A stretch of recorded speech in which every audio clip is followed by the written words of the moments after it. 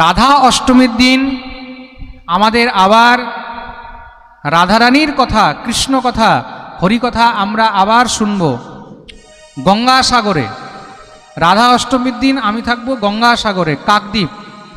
কাকদ্বীপে সেখানেও এরকম একদিন ব্যাপী রাধারানীর জন্মোৎসব কথা, গোবিন্দের কথা আমরা সেখানে শ্রবণ করব। আপনারা সবাই লাইভ শ্রবণ করবেন। আমি বলে দিচ্ছি কাকদ্বীপে কোথায় হবে, যারা লাইভ শুনছেন তারাও জেনে নেন। কেউ যদি কাকদ্বীপে এসে পাঠ শুনতে চান বা গঙ্গাসাগর দর্শন করতে চান, সেখানে আপনাদের প্রসাদ থাকার ব্যবস্থাও থাকবে, আপনারা আসতে পারেন। অ্যাড্রেস হলো সুধাংশু মণ্ডল, নিমাই ঠিকাদারের বাড়ি, কাকদ্বীপ, লট নম্বর 8, 1 নম্বর ভেসেলঘাট। ওইখানে আবার ভেসেলঘাটও আছে, যারা গঙ্গাসাগর গেছে তারা জানবে। আচ্ছা, গঙ্গাসাগর কে কে গেছে এখানে হাত তুলো তো দেখি। বাস,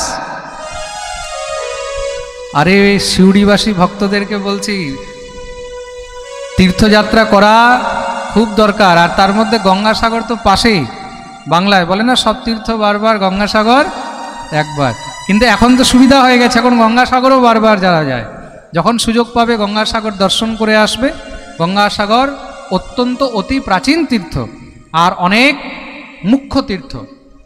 তো গঙ্গাসাগরের মধ্যে ওই যে সাগর পার হওয়ার জন্য যেটাকে, ওইগুলোকেই ভেসেল বলে। তো ওই ভেসেলের 1 নম্বর ঘাট, লট নম্বর 8, কাকদ্বীপে, সেখানে রাধা অষ্টমীর দিন আমরা রাধারানীর জন্মোৎসব কথা শ্রবণ করব। প্রেম সে বলো, বলিয়ে ভক্তবৎসল ভগবান কি।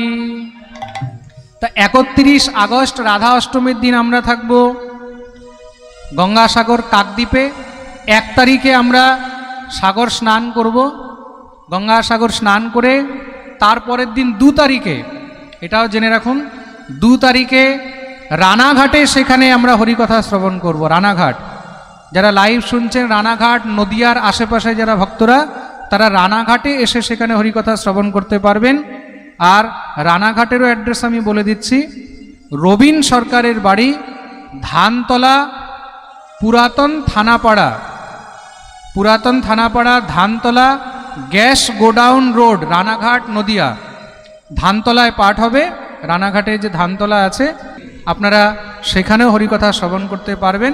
আর বাকি ঘরে বসে আপনারা লাইভও এই পাঠ শ্রবণ করতে পারবেন। প্রেম সে বলো।